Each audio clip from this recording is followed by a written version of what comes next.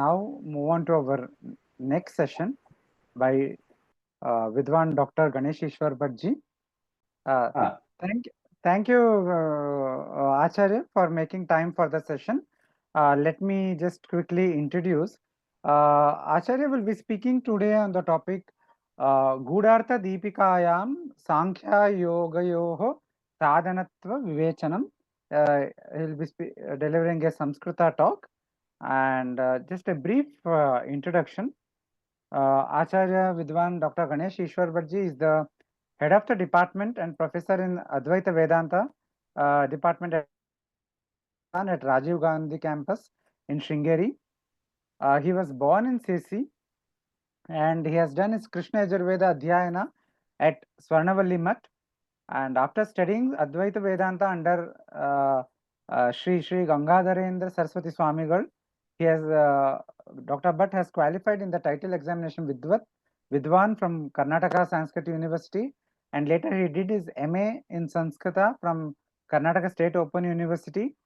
He has received his PhD, Vidyavaridi PhD from Rashtriya Samskrita Vidyapit Tirupati, and his PhD thesis was a critical study of Advaita philosophy in Vishnu Purana on the basis of Sridhariya commentary. He has edited 7 books and has written several research articles in Sanskrit and Kannada language. He has delivered various lectures. He has attended many Shastrartha Sadas, religious programs and Kavi Goshtis across the country. We are very fortunate to have you, sir. Please go ahead and start your session.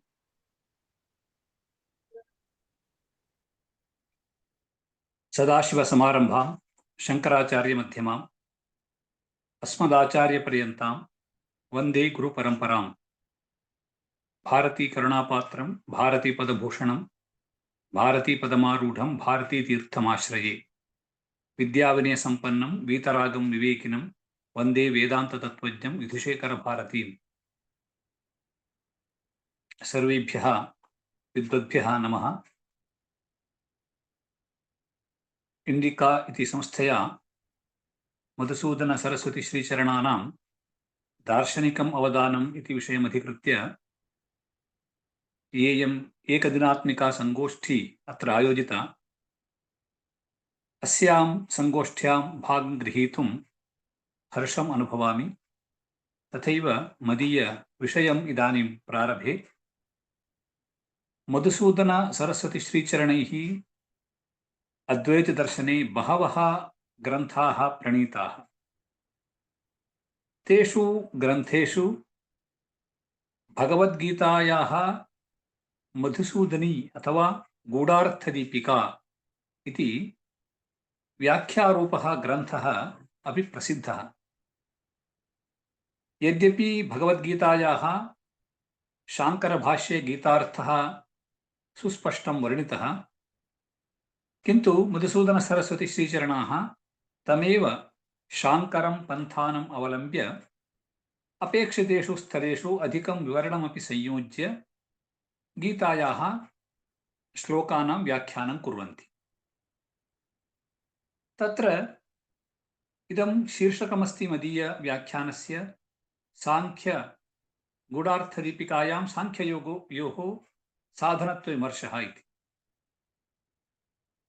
प्रथमतः अस्माभिः इदं विचारणीयं साङ्ख्यं योगः अनयोः कः अर्थः इति। भगवद्गीतां यदा पश्यामः बहुत्र साङ्ख्यशब्दः एवं योगशब्दश्च प्रयुक्तो दृश्यते। प्रत्येकस्मिन् अध्याये अध्यायस्य नाम उक्तं योगः। तत्र प्रत्येकम् अध्यायोऽपि योगः। एवं तत्र तत्र साधनत्वाभिप्रायेण योगशब्दः प्रयुज्यते। यथा साङ्ख्ययोगः, एवं कर्मयोगः, एवं भक्तियोगः। तत्र युज्यते सम्बध्यते फलेन इति तत्तत् फलसाधनेषु योगशब्दः प्रयुज्यते। तदानीं साङ्ख्यमपि एकं साधनं, एवं योगः अपि एकं साधनं। गीतायाः आदिमेषु अध्यायेषु वयं पश्यामः, प्रथमतः साङ्ख्यस्य अर्थात् ज्ञानस्य साधनत्वमुच्यते, तथैव योगस्यापि साधनत्वमुच्यते। तत्र आदिमेषु अनेकेषु अध्यायेषु योगशब्दार्थः भवति कर्मयोगः। अग्रे यदा अग्रिमेषु अध्यायेषु गम्यते तदा योगशब्दार्थः भिद्यते। तत्र साङ्ख्यं योगः इति मार्गद्वयम्, अनयोः साधनत्वं स्वयं भगवता अभिहितम्। अनयोः फलभेदो नास्ति, एकमेव फलं, यस्मादेकमेव फलं तस्मात् इदम् उभयम् अभिन्नम् इति स्वयं भगवान् आह। साङ्ख्ययोगौ पृथग्बालाः प्रवदन्ति न पण्डिताः, एकमप्यास्थितः सम्यक् उभयोर्विन्दते फलम्। एवं तत्रैव अग्रे यत् साङ्ख्यैः प्राप्यते स्थानं तद्योगैरपि गम्यते, एकं साङ्ख्यं च योगं च यः पश्यति स पश्यति इति वर्तते। अत्र साङ्ख्यशब्दः योगशब्दो वा कापिल साङ्ख्यदर्शनम् अथवा पातञ्जल योगदर्शनं न वदति। साङ्ख्य योगयोः अत्र ऐक्यमुक्तं गीतायां, तेन कापिल पातञ्जल दर्शनयोः अपि ऐक्यम् इति तस्मिन् अर्थे तम् अर्थं प्रतिपादयितुम् अयं श्लोकः प्रवृत्तः इति केचन उद्धरणं कुर्वन्ति, किन्तु वस्तुगत्या तथा न। ज्ञानयोगः एवं कर्मयोगः, अनयोः फले भेदो नास्ति। यस्मिन् फले ज्ञानं पर्यवस्यति तत्रैव कर्मापि परम्परया कारणं भवति, अतः अनयोः ऐक्यं तस्मिन् श्लोके उक्तम्। एवम् आदौ यदा वयं साङ्ख्ययोगशब्दयोः अर्थं पश्यामः, एवम् अर्थः ज्ञातव्यः। अग्रे यदा षष्ठाध्याये वयं प्रविशामः, गीतायाः षष्ठाध्यायस्य नाम भवति ध्यानयोगः। तत्र कस्मिन् अर्थे योगशब्दः प्रयुक्तः इति अस्माभिः चिन्तनीयम्। ध्यानयोगे स्वयं भगवान् अनेकेषु श्लोकेषु योगस्य निरूपणं करोति, कथं योगः आरम्भणीयः, कथम् अनुवर्तनीयः, योगस्य अभ्यासः कथं, योगः कुत्र पर्यवस्यति, अनन्तरम् अन्ते योगभ्रष्टस्य का गतिः इत्येते विषयाः तस्मिन् अध्याये वर्णिताः। तत्र शुचौ देशे प्रतिष्ठाप्य स्थिरमासनमात्मनः इत्यादिना योगाभ्यासस्य आरम्भदशा वर्णिता। ततः युञ्जन्नेवं सदात्मानं योगी विगतकल्मषः सुखेन ब्रह्म संस्पर्शम् अत्यन्तं सुखमश्नुते इति श्लोकः वर्तते। तत्र योगस्य सुखानुभवजनकत्वं दर्शितं, किन्तु सुखानुभव एव योगस्य लक्ष्यं नास्ति। योगस्य फलं तु दुःखनिवृत्तिः, दुःखनिवृत्तिश्च विवेकख्यात्या भवति। अतः केवलं सुखानुभवमात्रे योगस्य पर्यवसानं न। तर्हि योगस्य फलं किम्? योगदर्शनरीत्या अर्थात् पातञ्जलयोगदर्शनरीत्या विवेकख्यातिः उत्पद्यते। विवेकख्यातिः दुःखनिवृत्तिहेतुः, किन्तु सा विवेकख्यातिः कीदृशी इति विचार्यमाणे गीतायाम् आश्रित्य विचारयामः। स्वयं भगवान् अग्रिमश्लोकं वदति, अर्थात् 39 संख्याकः सः श्लोकः भवति। सर्वभूतस्थमात्मानं सर्वभूतानि चात्मनि ईक्षते योगयुक्तात्मा सर्वत्र समदर्शनः इति सः श्लोकः अस्ति। इत आरभ्य अयं प्रथमः श्लोकः, अनन्तरम् इतोपि अग्रिमौ 2 श्लोकौ मिलित्वा 3 श्लोकाः। एते क्रमेण त्वं पदार्थस्य अर्थात् जीवस्य एवं तत्पदार्थस्य ब्रह्मणः, ततः तत्त्वं पदार्थयोः जीवब्रह्मणोः शोधितयोः ऐक्यम् इति इमे 3 अर्थाः 3 श्लोकैः वर्णिताः इति गूढार्थदीपिकाकाराः दर्शयन्ति। तत्र अयं प्रथमः श्लोकः सर्वभूतस्थमात्मानम् इत्यारभ्यमाणः इदानीम् उक्तः। अग्रे यो मां पश्यति सर्वत्र सर्वं च मयि पश्यति तस्याहं न प्रणश्यामि स च मे न प्रणश्यति इति अग्रिमः श्लोकः अस्ति। अस्मिन् श्लोके तत्पदार्थः अर्थात् शुद्ध ब्रह्मस्वरूपत्वं निरूपितम्। अनन्तरम् अग्रिमः श्लोकः सर्वभूतस्थितं यो मां भजत्येकत्वमास्थितः सर्वथा वर्तमानोऽपि न स भूयोऽभिजायते। अस्मिन् श्लोके पूर्वोक्तयोः तत्त्वं पदार्थयोः ऐक्यं वर्णितम् इति गूढार्थदीपिकाकाराः लिखन्ति। तत्र प्रथमतः अस्माभिः प्रथमः अर्थात् 39 संख्याकः श्लोकः यः इदानीम् उक्तः अस्ति तस्य अर्थः विचारणीयः। सर्वभूतस्थमात्मानं सर्वभूतानि चात्मनि ईक्षते योगयुक्तात्मा सर्वत्र समदर्शनः। तस्य कः अर्थः, तस्य श्लोकस्य का प्रसक्तिः इति पश्यामः। प्रथमतः एवं जिज्ञासा जायते, समाधिः अनुष्ठेयः, समाध्यनुष्ठाने सति तस्य दुःखनिवृत्तिर्भवति, विवेकख्यातिर्जायते, कैवल्यम् अनुभवति। तर्हि अत्र वेदान्तवाक्यानां का प्रसक्तिः?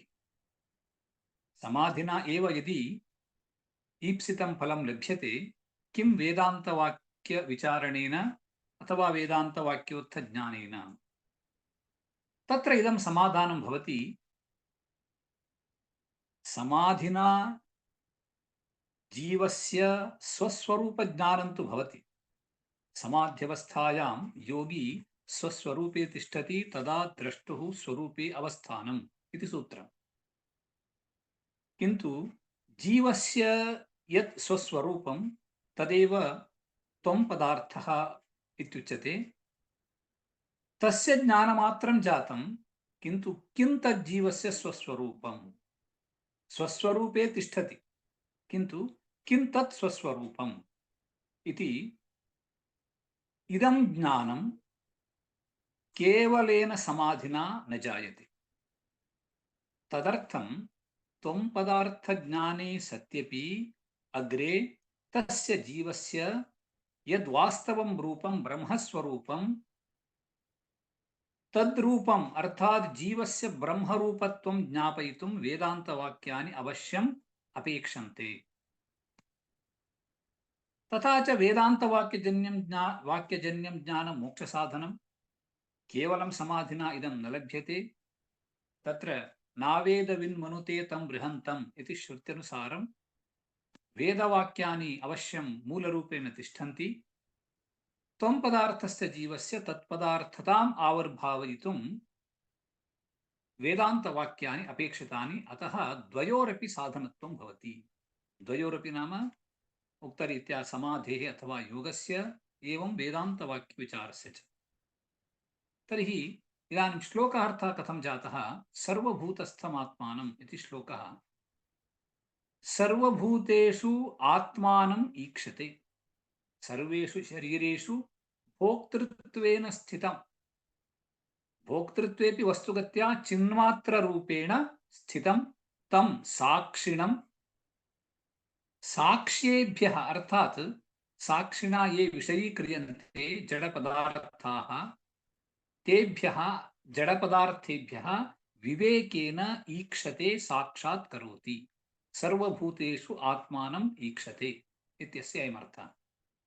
अग्रे सर्वभूतानि चात्मनि इति वर्तते। सर्वभूतानि उक्तस्वरूपे साक्षिस्वरूपे चिन्मात्रे आत्मनि पश्यति, ईक्षते। कथं? तानि सर्वभूतानि अचेतनानि साक्षिस्वरूपे चेतने आध्यासिकसम्बन्धेन स्थितानि कल्पितानि इत्यर्थः।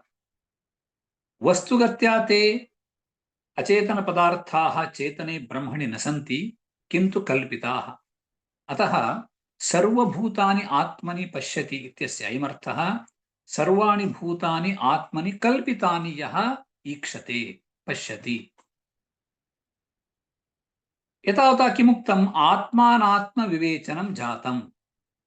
अग्रे कस्य इदं भवति आत्मानात्मविवेचनम् इति चेत् योगयुक्तात्मा इति पदमस्ति। तस्यार्थः योगेन युक्तः आत्मा अन्तःकरणं यस्य सः योगयुक्तः। तस्यापि अर्थः एवं भवति। अत्र योगशब्देन समाधिजन्य प्रज्ञा विवक्षिता ऋतंभरा तत्र प्रज्ञा इति सूत्रानुसारम् ईक्षते। कथम् ईक्षते? योगयुक्तात्मा युगपत् सर्वाणि वस्तूनि ईक्षते। तत्रापि कथं वस्तूनि पश्यति? सः समानतया पश्यति। समीपस्थं विप्रकृष्टम् इत्येवं तत्र भेदः तस्य दर्शने न भवति। अत एव समदर्शनः। एवं समदर्शनः भूत्वा योगयुक्तात्मा पश्यति इति एकं व्याख्यानं। किन्तु द्वितीयं व्याख्यानम् अत्यन्तं रमणीयं वर्तते। गूढार्थदीपिकायामेव इदम् उपलभ्यते। तदानीं द्वितीयव्याख्यानानुसारम् अर्थः कथं भवति? यः योगयुक्तात्मा यो वा समदर्शनः सः आत्मानम् ईक्षते। अनेन किं लब्धम्? आत्मसाक्षात्कारे योगयुक्तात्मा एकः अधिकारी, अपरः अधिकारी समदर्शनः, तथा च द्वौ अधिकारिणौ इह उक्तौ। कथं द्वौ अधिकारिणौ? अस्य एवंविध व्याख्यानकरणे किं मूलम् इत्युक्तौ गूढार्थदीपिकायां योगवासिष्ठस्य श्लोकद्वयम् उदाहृतं। द्वौ क्रमौ चित्तनाशस्य योगो ज्ञानञ्च राघव। योगो वृत्तिनिरोधस्यात् ज्ञानं सम्यगवेक्षणम् इति प्रथमः श्लोकः। असाध्यः कस्यचित् योगः, असाध्यः तत्त्वनिश्चयः, द्वौ क्रमौ ततो जगाद द्वौ क्रमौ ततो देवः जगाद परमेश्वरः इति वर्तते द्वितीयः श्लोकः। अस्यापि श्लोकस्य अर्थः, प्रथमश्लोकस्य अर्थः भवति चित्तनाशस्य द्वौ क्रमौ द्वौ उपायौ भवतः। तत्र प्रथमः उपायः योगः, अनन्तरं द्वितीयः उपायः ज्ञानम्। योगस्य लक्षणमुक्तं योगः वृत्तिनिरोधः स्यात्। इदं तु प्रसिद्धं वर्तते। अत्र वृत्तिनिरोधः यस्याम् अवस्थायां सर्वाः वृत्तयः निरुद्धाः भवन्ति सा अवस्था असम्प्रज्ञातसमाधिः विवक्षितः। यद्यपि योगशब्दार्थः सम्प्रज्ञातसमाधिरपि भवितुम् अर्हति, किन्तु प्राधान्येन असम्प्रज्ञातसमाधिः गृहीतः। तथा च असम्प्रज्ञातसमाधिः इति अयं प्रथमः उपायः। द्वितीयम् असम्प्रज्ञातसमाधिना कश्चित् उपायः ज्ञानं, तदेव साधविचारः। शब्देन वेदान्तवाक्यार्थविचारः, तज्जन्यं ज्ञानं च विवक्षितम्। अस्मिन् उपाये चित्तनाशः इतोपि सुलभः। कुतः? अत्र साक्ष्यपेक्षया साक्ष्यं चित्तं परमार्थतो नास्ति। चित्तस्य बाधः, चैतन्ये कल्पितस्य चित्तस्य बाधः। अतः वेदान्तवाक्यविचारेण अपि इदं सिद्ध्यति। एवञ्च द्वौ उपायौ योगः ज्ञानञ्चेति। उपायद्वयं कुतः इति चेत् सर्वे अधिकारिणः समानाः न भवन्ति। अतः असाध्यः कस्यचित् योगः, कस्यचित् योगः असाध्यः भवति, कश्चित् तु वेदान्तवाक्यविचारे असमर्थो भवति। अतः उपायद्वयम् उक्तम्। योगस्य तु निराकरणं क्रियते खलु वेदान्ते। तत्र एतेन योगः प्रत्युक्तः इति सूत्रं वर्तते। भाष्ये अपि तस्य अर्थः वर्णितः। सूत्रकारेण भाष्यकारेण वा योगः निराकृतः। कथं योगस्य साधनत्वम् उच्यते इत्युक्तौ सर्वात्मना योगस्य तत्र येन त्वंशेन च योगसामान्यम् इति स्वयं भाष्यकार्यरुक्तम्। श्रुतिविरुद्ध अर्थे एव साङ्ख्ययोगयोः परित्यागः, अर्थात् कापिलपातञ्जलदर्शनयोः परित्यागः, अन्यथा तु अपेक्षा वर्तते। तत्र स्पष्टम् एते लिखन्ति भामतीकाराः, न अनेन हैरण्यगर्भपातञ्जलादेः योगशास्त्रस्य सर्वथा प्रामाण्यं निराक्रियते इति। अर्थात् अनेन सूत्रेण हैरण्यगर्भपातञ्जलादेः योगस्य निराकरणं सर्वथा न क्रियते, केनचिदंशेन क्रियते।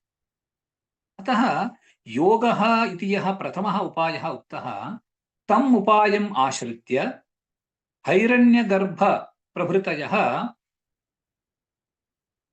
तत्त्वसाक्षात्कारं लब्धवन्तः अन्ये ये वेदान्तिनः गुरुपरम्परायाम् आगताः शङ्करभगवत्पादाः, तेषां गुरवः, तेषां शिष्याः, एवं रीत्या एते सर्वे औपनिषदाः ज्ञानमार्गे प्रवर्तन्ते। अतः एतेषां योगापेक्षा नास्ति। एवं योगस्यापि साधनत्वं सूत्रभाष्यकारयोः सम्मतम्। एवं अन्यदपि सूत्रं तत्र उदाहृतं, समाध्यभावाच्च इति एकं वेदान्तसूत्रं वर्तते। तत्र उच्यते, योऽयम् औपनिषदात्मप्रतिपत्तिप्रयोजनः समाधिरुपदिष्टः वेदान्तेषु।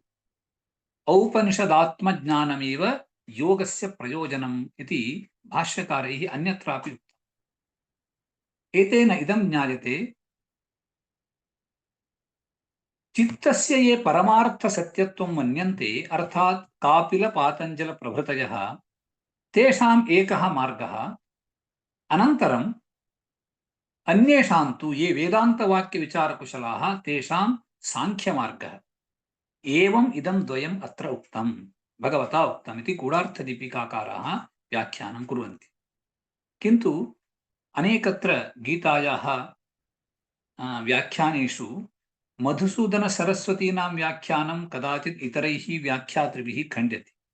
अत्रापि तथैव भाष्योत्कर्षदीपिकायाम् एवं चतुर्धरी व्याख्यायाम् इदम् अयुक्तं, योगस्य यत् साधनत्वम् उक्तम् अथवा श्लोकव्याख्यानं यत् कृतं तदयुक्तम् इति वर्णयन्ति।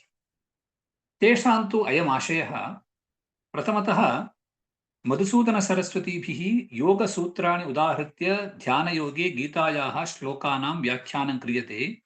एवं तानि सूत्राणि नोपादेयानि, वेदान्तरीत्या तेषां सूत्राणाम् अनपेक्षितत्वात् इति प्रथमः आक्षेपः। द्वितीयः आक्षेपः भवति, तत्र योगः साङ्ख्यनिरपेक्षः इति वा? साङ्ख्यपदेन साङ्ख्यं नाम ज्ञानं, ज्ञानोत्पत्त्यनुकूलः मानसव्यापारः उच्यते। साङ्ख्याः अथवा साङ्ख्यः इत्युक्तौ ज्ञानिनः इत्यर्थः। किञ्च साङ्ख्यं योगनिरपेक्षं, योगः साङ्ख्यनिरपेक्षः इति न, द्वयोरपि अपेक्षा वर्तते। तस्मादपि एवं व्याख्यानं न कर्तव्यमिति तत्र कृतस्य आक्षेपस्य सारः। किन्तु मधुसूदनसरस्वती श्रीचरणैः एवं कुतः व्याख्यानं कृतम् इति विचार्यमाणे, तैः योगवासिष्ठस्य श्लोकः उदाहृतः, तत्र स्पष्टम् अयमर्थः अवगम्यते। किञ्च ये महान्तः योगिनः आसन्, ज्ञानिनश्च आसन्, विद्यारण्यमुनयः, तैरपि जीवन्मुक्तिविवेके अयं विषयः प्रतिपादितः। श्लोकद्वयम् उदाहृतम्, अयमपि विषयः तत्र उपपादितः, यत् योगः त्वम्पदार्थविषयकं ज्ञानं जनयति चेदपि योगस्य साधनं तत्रैव परिसमाप्तं। तत्त्वं पदार्थ ऐक्यजननाय वेदान्तवाक्यम् अपेक्षितं। तत्र साक्षात् तत्त्वमसि इति वाक्यं ज्ञानं जनयति वा, अथवा तत्त्वमस्यादिवाक्यश्रवणसंस्कृतं मनः कारणं भवति वा, स अन्यो विषयः। किन्तु उभयत्रापि अपेक्षा तु वर्तते। किन्तु आत्मतत्त्वज्ञानोत्पत्तौ साङ्ख्यमार्गे गन्तुम् अशक्ताः ये, तेषां कृते अयं योगमार्गः भवितुम् अर्हति इति विद्यारण्यश्रीचरणैरुक्तम्। एवम् अन्यत्रापि तैः साङ्ख्ययोगशब्दयोः अन्यः अर्थः अपि वर्णितः। तत्र साङ्ख्यशब्दस्य अयमेव अर्थः, योगशब्दस्य तु निर्गुणब्रह्मध्यानम् इत्यर्थः। एवं रीत्या तत्र साङ्ख्ययोगशब्दयोः अर्थं वयं वेदान्तमार्गे स्थित्वा पश्यामश्चेत्, वैदिकम् आत्मज्ञानं साङ्ख्यम्, एवमेव वैदिकं ध्यानं योगः इति विभागः। किन्तु अर्थद्वयमपि वर्तते। अर्थद्वये सति यः पातञ्जलमतानुसारी योगः अथवा साङ्ख्यम् इति उच्यते तत् स्थाने स्थित्वा यदा पश्यामः तदा तस्य योगस्यापि साधनत्वं भवति, यतः तेषां दर्शने तत्र चित्तस्य परमार्थत्वम् अङ्गीकृतम्। अतः यः अर्थः मधुसूदन सरस्वती श्रीचरणैः प्रतिपादितः तत्र साधनभेदः इति अयम् अर्थः युज्यते। योगस्य अनेकत्र स्वयं भाष्यकारैः उपादानात् योगस्य साधनत्वं वेदान्ते न सम्मतमिति नैव चिन्तनीयम्। भाष्यकाराः अपि स्वयं योगसूत्राणि तत्र तत्र उदाहरन्ति। यथा देवताधिकरणे स्वाध्यायादिष्टदेवता संप्रयोगः इति सूत्रं वर्तते। एवम् अन्यत्र प्रमाणविपर्ययविकल्पनिद्रा स्मृतयः चित्तस्य वृत्तयः एतदर्थमपि तैः सूत्रम् उदाहृतम्। तस्मात् एतेन योगः प्रत्युक्तः इति सूत्रस्य व्याख्यानेपि अथ तत्त्वदर्शनोपायो योगः इति योग संप्रदाये विद्यमानं वाक्यं भाष्यकारैः उदाहृतम्। तस्मात् योगस्यापि साधनत्वं वर्तते। तस्य च साधनत्वम् एवं साङ्ख्यस्य च अर्थात् ज्ञानमार्गस्य च साधनत्वम् एवं द्वयम् अपि साधनं भवितुम् अर्हति। ये तु साङ्ख्यमार्गे समर्थाः सन्ति तेषां योगः नापेक्षितः। तेषां तु चित्तनैर्मल्यं सम्पादितं वर्तते, ते समर्थाः सन्ति। किन्तु चित्तनैर्मल्यसम्पादने ये उक्तरीत्या अशक्ताः ते योगमार्गेण तत् प्राप्नुवन्ति। अनन्तरं वेदान्तवाक्यज्ञानजन्यं तदेव ब्रह्मात्मैक्यविषयकसाक्षात्कारः तदेव उभयस्मिन्नपि मार्गे फलं भवति इति अयम् अर्थः गूढार्थदीपिका व्याख्याने उपलब्धः। एतावता इदं व्याख्यानम् अत्र अहं परिसमापयामि। अत्र अस्याः संस्थायाः अस्याः संगोष्ठ्याः आयोजकाः ये सन्ति नितिन श्रीधर प्रभृतयः अन्ये च अधिकारिणः तेभ्यः सर्वेभ्योऽपि मदीयान् धन्यवादान् समर्पयामि। विरमामि च। Thank you, Acharya, for a wonderful session. Now, I request Dr. Nagaraj ji to give a English summary. Namaste. Dhanyawadaha Acharyaha. Thank you for this wonderful session on a very specific portion of Bhagavad Gita Bhashya, Bhagavad Gita Vyakhyana by name Gudhartha Deepika by Madhusudana Saraswati. The very famous line from Bhagavad Gita, whoever is familiar with Bhagavad Gita knows, Sankhya Yoga Prathak Bhalaha Pravadantina Panditaha. That line is chosen for discussion today, and it is connected with many other shlokas within the same 5th chapter and a few more shlokas from the 6th chapter of Bhagavad Gita. And whether that yoga and Sankhya, they are na pruthak, they are not different. They are taken as pruthak only by balaha, only those who are not knowledgeable, who are not scholarly. Here balaha does not mean children. Balaha means those, because pravadanti na panditaha is there. So who are not panditaha, they are balaha. So they take it as pruthak. They take it as separate from each other, is the argument. So what Gudhartha Deepika is giving as a different knowledge from other bhashyas is what Acharya today he was highlighting. Here the whole discussion is whether yoga here is Patanjala Yoga, Yoga Sutras. There is a book by Patanjali called Yoga Sutra. And if we go and see Gudhartha Deepika is actually following Yoga Sutras also. It is using technical terminology from Yoga Sutras also. And what is Sankhya part? What is the Sankhya part? Gudhartha Deepika is quoting Yoga Vasishtha. And there the word Sankhya is replaced by the word Jnana. Yoga Jnana is the pair that is used in Yoga Vasishtha. Gudhartha Deepika, by quoting Yoga Jnana pair from the Yoga Vasishtha, there Vasishtha is actually addressing Raghava. Just as Krishna is addressing Arjuna here, there Vasishtha is addressing Raghava, Rama. And he is saying they are not different, they are one and the same. So the word Sankhya is being taken as Jnana here. And there was a long discussion by Acharya during his talk about whether that yoga, Patanjala type of yoga practice is actually taken as an upakarana, as a sadhana, as an instrument by Advaita Vedanta.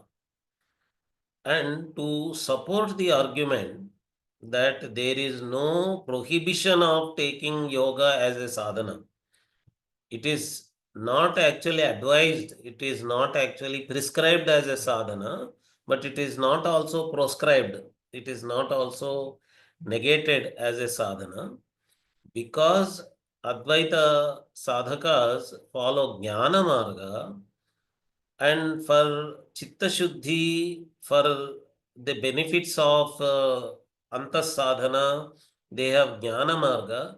They themselves may not use yoga, but there is no prohibition that no one should use yoga at all. So within Advaita Vedanta, because there is no stopping, there is no prohibition of using yoga as an instrument for Adhyatmika sadhana, Chitta Shuddhi, or if we go further, in the 6th chapter, you have mention of things like who sees everything in him, and in him everything, himself in everything. These words actually are going very close to Ritambhara, and that is also, Ritambhara is also mentioned in Yoga Sutras, and that connection between the yoga way of looking at samadhi, that samadhi is not actually samprajnata samadhi, is what Acharya ji was saying. He was saying that it is asamprajnata samadhi that is being talked about here, and that is anyway there. So Gudhartha Deepika, what it is doing is, it is connecting through the Patanjala vocabulary, Patanjala concepts from the Yoga Sutras, and it is showing that it is that Patanjala type of yoga practice only, and that is not, because it is not prohibited for Advaita Vedanta, it is the non-difference between the efficacy of yoga, Patanjala type of yoga, and jnana. Here Sankhya is not Sankhya Darshana, where you have sutras, say by Kapila or any such thing. This is not that Sankhya Darshana, this is Jnana Marga. So because within Advaita Vedanta, in examples like Jivan Mukti Viveka by Vidyaranya Muni also, it is explained that yoga is also a tool, though jnana is the actual tool for Advaita Vedanta. Even Jivan Mukti Viveka is not prohibiting yoga as a sadhana marga, as an upakarana. So, right from Shankara Bhashya to the original shloka of Sankhya Yoga Upratak Balaha, continuing downwards also, there are many shlokas inside which are talking both about Sankhya and Yoga. At every place, even Shankara Bhashya does not, Acharya was using the word Bhashyakara. Bhashyakara means Shankaracharya here. Shankaracharya also is not prohibiting the practice of yoga for a sadhaka, though an Advaitin may not go for it, but it is not that others should not go. So, equal efficacy of yoga and Sankhya, which is there in the first quoted shloka, is not negated by Advaita Vedantins because Jnana Marga is also giving the same efficacy to an Advaitin as the efficacy, usefulness in Chitta Shuddhi or Chitta Prasadana, or ultimately in Asampragnata Samadhi by yoga. The same effect comes from Jnana Marga. That is why the Jnana Marga followers are not saying that yoga should not be followed by others. They may not follow, but they are not negating yoga. That is the argument given by Gudhartha Deepika by quoting not only the Patanjala vocabulary, but also quoting sources like Yoga Vasishtha is what Acharya ji was saying. Is there anything else, Ganesh Ishwar Bhattji, that I might have missed? धन्यवादाः नागराज महोदय. Okay. Thank you, Nagaraji, for a wonderful translation. And thank you again, Ganesh Ishwar Bhattji, for taking a very insightful topic and enlightening all of us. Thank you very much, Acharya.